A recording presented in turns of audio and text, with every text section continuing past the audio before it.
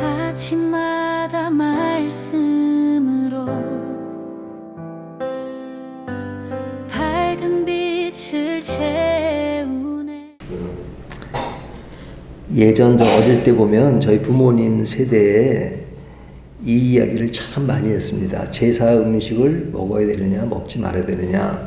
요즘은 뭐 그것도 그렇게 이슈가 안 되고 있지만 그 당시에는 왜 그것이 이슈가 되는지 모르겠어요. 늘 교회 가도 보면 제사 음식을 먹어야 되느냐 안 먹어야 되느냐. 그리고 실제로 생활하다 보면요, 옆집에서 제사 음식을 많이 갖다 줬습니다. 그러면 이제 아버지가 이 음식 먹어야 돼 먹지 말아야 돼. 그러면 아버지가 아이 우리는 먹어도 돼, 자유롭게 먹어, 기도하고 먹자, 그러면서 그랬던 기억이 납니다. 근데 지금 고린도 교회 안에는 지금 이 문제가 크게 대두가 된 것입니다. 그러면 이 문제가 고린도 교회 안에서 대두가 된 이유가 무엇이냐? 그 당대 제사 음식이라는 것은 주로 고기였죠. 고기였는데 뭐 옆집에서 제사를 드리고 이게 뭐 고기를 갖다 주고 그런 것보다는 그 당시에 그 제사라고 하는 것은 국가적인 행사였습니다. 그러니까 국가적인 행사로 그 제사를 드릴 때 뭐 요만큼만 고기를 제물로 이렇게 바치는 게 아니고 그 나라의 행사니까 그 웬만한 고기를 국가에서 다 사드린 겁니다. 사드려서 그리고 이제 제사를 드린 거죠. 국가적인 제사를. 그리고 이제 시중에 그 고기를 다시 판 겁니다. 그냥 그 제사 고기를 유통시킨 거죠. 그러니까 일반인들이 사는 고기는 다 제사 음식이었습니다. 그러니까 고린도 교회에서 평상시에 고기를 사서 먹는 것은 다 제사상에 한번 올라왔던 고기였기 때문에 이것을 먹어도 되느냐 안 먹어도 되느냐 하는 그런 내용이 굉장히 이슈가 된 것이었죠. 그러니까 이것에 대해서 어떤 사람들은 뭐 그거 뭐 문제가 되느냐 먹어도 된다라고 자유롭게 이야기한 사람이 있는가 하면 교회 안에서 약한 성도라고 하는 것은 뭐예요? 예수 믿은 지 얼마 안 된 성도들이 많잖아요. 그러니까 예수 안 믿은 성도들은 예수 믿지 않은 문화를 너무 더 잘 알고 있죠. 근데 이 고기가 제사상의 그 음식이라는 것을 너무너무 잘 알아요.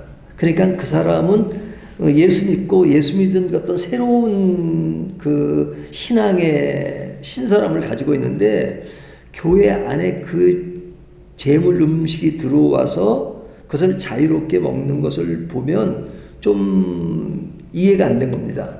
이들은 그런 우상에 대한 것들은 귀신에게 바친 제물이다 하는 그런 것이 강했잖아요. 근데 귀신에게 바친 제물을 교회 안에 들어와서 먹어.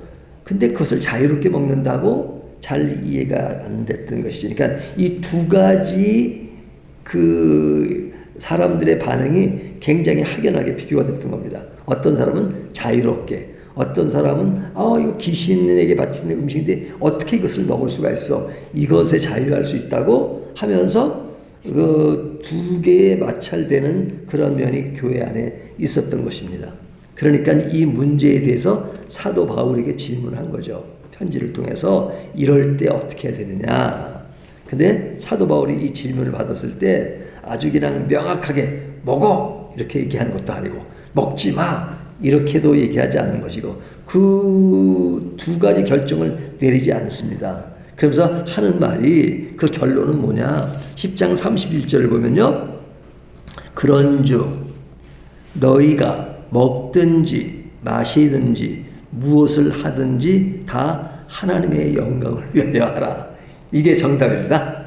자, 여기 보면 먹느냐 먹지 말아야 되느냐는 것이 그들의 관심사였어요. 근데 사도 바울은 뭐냐면 먹든지 마시든지 무엇을 하든지 다 하나님의 영광을 위하여 하라. 그의 대답의 핵심은 뭐예요? 하나님의 영광을 위하여 하라. 그것을 먹는 사람도 있고 안 먹는 사람도 있든지 다 하나님의 영광을 위하여 하라 하는 것입니다. 그러니까 사도 바울은 이것이 죄냐 죄가 아니냐 하는 소극적 질문에서 벗어나 이 행동이 하나님의 영광을 드러내는 것이냐 아니냐 거기에 초점을 둔 거죠. 그러니까 먹는 사람이든 먹지 않는 사람에게 그런 질문을 하는 겁니다. 그 질문을 한 사람은 먹느냐 마느냐의 그런 의문을 가지고 질문했다면 사도 바울은 먹든지 아니면 먹지 않는지 이것이 하나님의 영광을 위한 것인지를 생각하라는 거죠. 먹는 사람도 이것이 먹는 이유가 하나님의 영광을 위해서 먹는 것인지 또 안 먹는 사람도 이것이 하나님의 영광을 위해서 안 먹는 것인지 거기에 대한 질문을 하라는 거죠. 먹느냐 먹지 않느냐가 아니라 하나님께 영광이 되느냐 안 되느냐에 초점을 맞춰서 이야기를 하고 생각을 하라는 거죠. 그렇다면 이 하나님의 영광을 위한 말에는 어떤 구체적인 행동 지침이 있는 것입니다. 이 행동 지침을 바울은 세 가지 원칙을 가지고 이야기하는 것인데요. 앞에 14절부터 22절까지는 뭐냐면 우상 숭배의 잔치에는 절대 참여하지 마라. 그러니까 음식이 아니라 우상을 숭배하는 일에 그것은 귀신과 교제하는 영적 음행이므로 단호히 거절하는 겁니다. 그러니까 우상 숭배를 하지 말라 하는 것은 당연해요.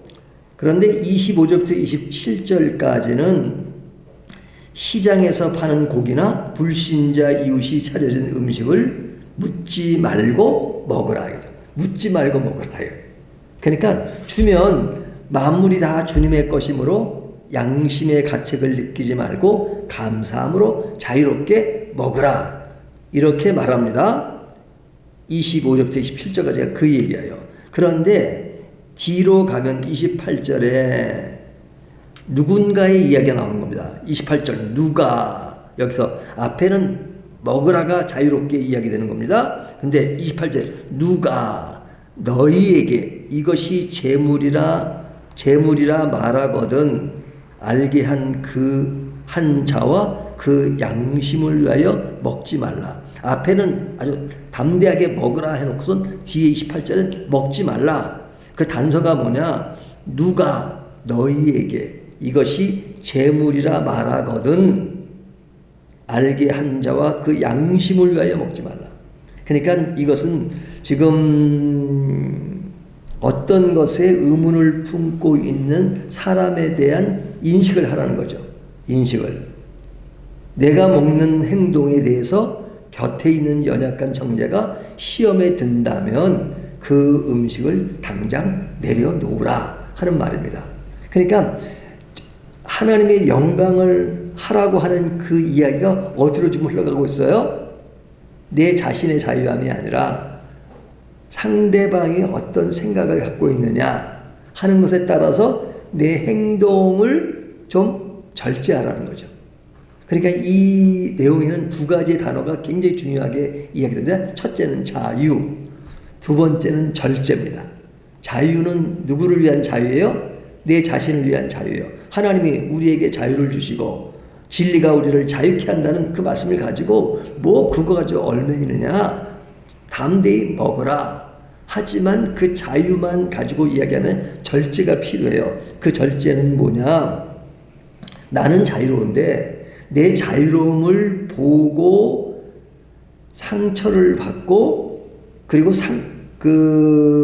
어떤 상처까지는 아니더라도 좀 의아심을 갖는 사람이 있다면 그 사람에 의해서 되어지는 일이 하나님의 영광을 가리는 문제가 될 수 있기 때문에 나는 절제하라. 그런 차원에서 나는 먹지 말라 하는 겁니다. 그러니까 이 두 가지 이야기는 하나의 굉장히 큰 조화를 이루는 겁니다. 자유와 절제의 조화. 이것은 누군가를 사랑하고 살리기 위해서 내가 누릴 수 있는 마땅한 권리를 자유로 스스로 제한할 수 있는 힘. 이것이 성숙한 신앙의 모습이다 하는 겁니다. 이것이 예수 그리스도의 사랑이다. 이것이 하나님의 영광을 나타내는 것이다 하는 이야기를 하는 것입니다. 그러니까 내용 자체는 어렵지 않아요. 나에겐 자유롭지만 그러나 이것을 자유롭게 볼 수 없는 그 사람에게 내 자유가 그 사람에게 신앙의 의문점을 남긴다면 그럴 때 절제를 해야 될 필요가 있다 하는 것이죠. 그러니까 이런 문제가 이제 실제 우리 생활에 많이 걸리는 것이 이제 기독교인들에게 제일 많이 거론되는 게 뭐예요? 담배와 술이잖아요. 담배와 술. 근데 제가 영국에 가니까 굉장히 유명한 교회입니다. 올셀 처치라고 존 스타트 목사님이시란 분인데 우리나라도 굉장히 많이 알려지고 그분 책도 굉장히 많다. 세계적인 대석학입니다. 근데 이제 그분 교회를 다녔어요. 근데 그분이 목회하는 교회 갔는데 제일 처음에 눈에 띄는 게 뭐였냐면 그 교회 안에 뭐라고 써있냐면 담배를 교회 안에서는 절대 피지 마십시오. 그래서 그 말은 뭐예요? 이 홀에서는 담배를 피지 말라니. 홀에서는. 그럼 반대로 얘기하면 홀 밖에서는 담배를 피는 것에 대해서 자유롭게 얘기하는 거잖아요. 근데 제가 신학교를 갔는데 신학교 안에도 그렇게 써있더라고요. 예? 홀 안에서는 담배를 피지 마십시오. 아마 우리나라에서는 이해가 안 될 정도의 그런 것입니다. 그러니까 성경에 담배 피지 말라는 말씀이 없지 않느냐 누가 말하는데 예, 성경 쓰여질 때 담배가 없었습니다. 근데 신앙적으로 접근하기보다는 저는 이렇게 건강상 건강 좋지도 않은데 뭐 이렇게 담배를 피워요. 좀 더 신앙적인 입장을 피워서 얘기한다면 우리 몸은 하나님의 성전이니 이제 그런 말들 많이 하잖아요. 그 말이 어느 정도 일리는 있죠. 그러니까 내 몸을 그렇게 뭐 상하게 하면서 담배는 우리에게 유익한 것이 하나 없다. 건강상. 그러니까 담배는 그냥 과감하게 끊으면 좋겠다. 그렇게 이야기합니다. 근데 이제 술 문제는 많이 이야기잖아요. 술 문제. 그러니까 술에 대해서 성경은 금하라 이렇게 말씀하지는 않죠. 술에 대해서 이렇게 뭐 먹고 마시는 그런 문제보다는 술로 인해서 벌어지는 일에 대해서 언급을 많이 하죠. 사도 바울은 디모데에게 너는 포도주를 마시라. 그리고 건강에 유익을 위해서 또 술을 권하기도 한단 말이죠. 그런데 술에 대한 문제가 성경은 자유롭게 이야기를 해요, 사실은. 근데 우리나라에서는 술에 대한 문제가 굉장히 민감하잖아요. 선교사가 처음에 들어올 때 한국에 오니까 그냥 한국 사람들은 늘 그냥 술독에 빠져 있는 것처럼 느끼니까 그래서 술을 금했단 말이죠. 그러다 보니까 이제 우리 한국계의 전통이 되어버렸습니다. 근데 이게요, 나라마다 문화에 따라 달라요. 제가 가끔 이런 얘기 하지만 영국에는요, 술보다는 이 축구에 너무 열광에 빠져가지고요, 이 축구 구경을 하다가 죽는 일이 많고 그래요. 제가 있을 때만 해도 사람 죽는 일이 있고 굴라고 막 그런 일이 있어요. 그러니까 보수적인 교회에서는요, 축구 보는 걸 금해요. 그러니까 우리나라 술을 금하듯이 영국에는 보수적인, 다 그런 건 아니에요. 보수적인 교회들 중에는 그 축구 관람하는 걸 금하는 것이 있단 말이죠. 우리의 술에 대한 문제와 여기 축구 문제. 그러니까 문화마다 그렇게 다를 수가 있죠. 그러니까 그 이야기는 다시 말하면 하나님의 영광을 위해서 우리가 어떤 결론을 내려야 되느냐, 그것은 문화마다 다를 수가 있다는 거죠.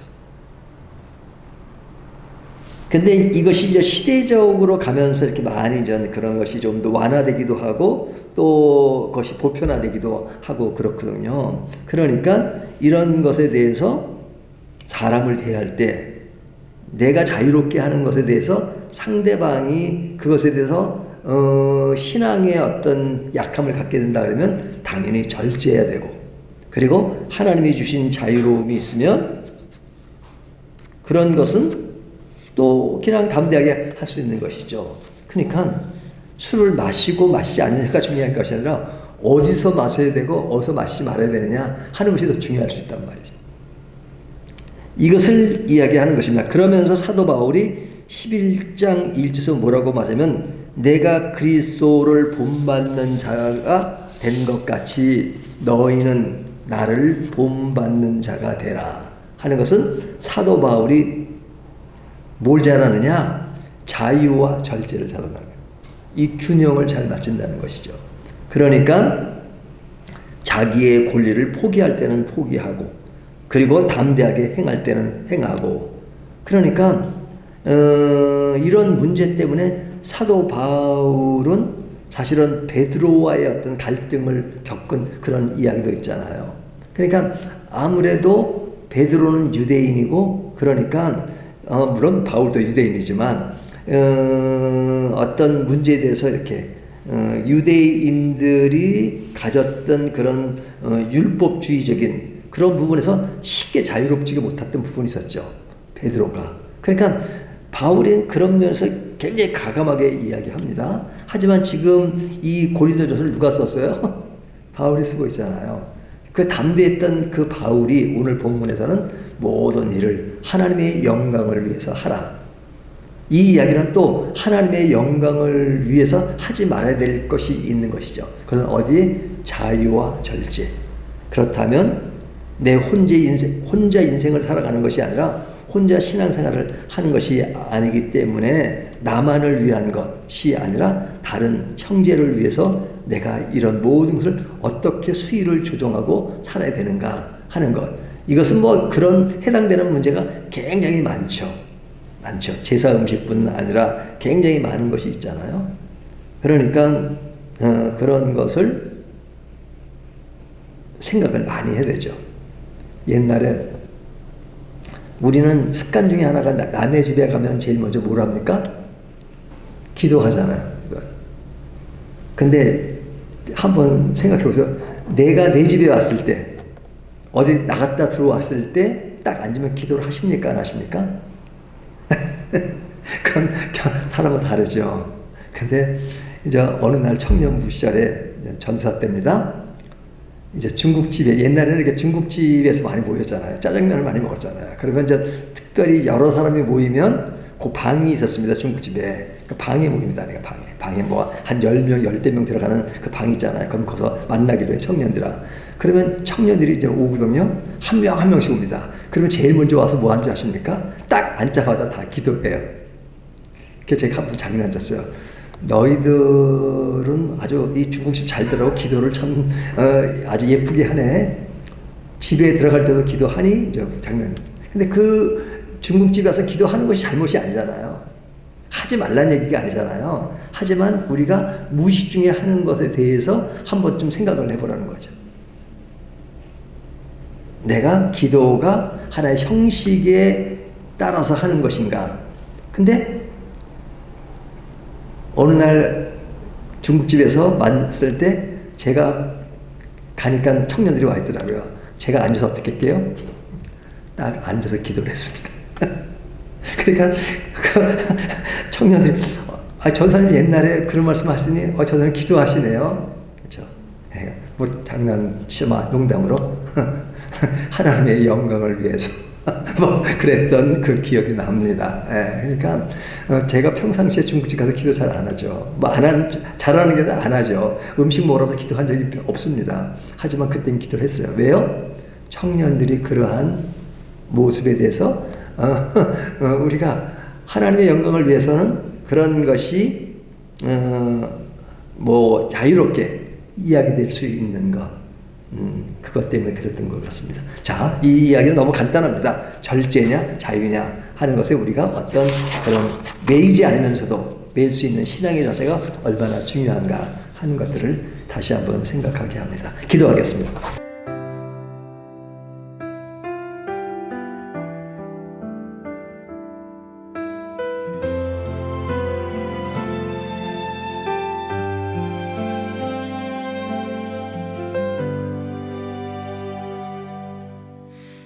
아침마다 말씀으로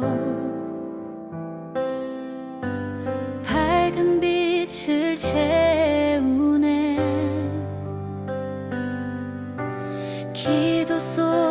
주님 계시고 숨결마다 찬양 되네. 밝은 교회 그 이름처럼 세상 속에 예배하리. 그 작은 빛도 주님께서 세상을 향해 비추시네. 우리는 밝은 빛으로 서로를 향해 다가가 한 마음으로 주님만 높이며 사랑 안에 살아가네. 주가 주인 되신 삶으로 매일 예배합니다.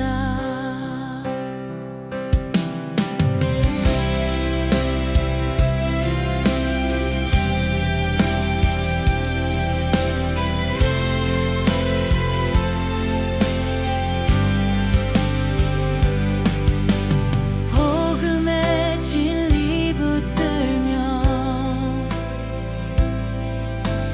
밝은 믿음 새기네.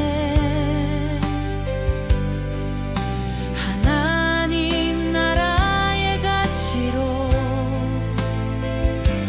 빛나는 길을 걸어요. 어둠을 밝히는 사랑 성도가 된 우리 마음 밝은 교회라 부르신 그 이름대로 살아가네. 우리는 밝은 빛으로 서로를 향해 다가가 한 마음으로 주님만 높이며 사랑 안에 살아가네. 주가 주인 되신 삶으로 오늘도 예배합니다.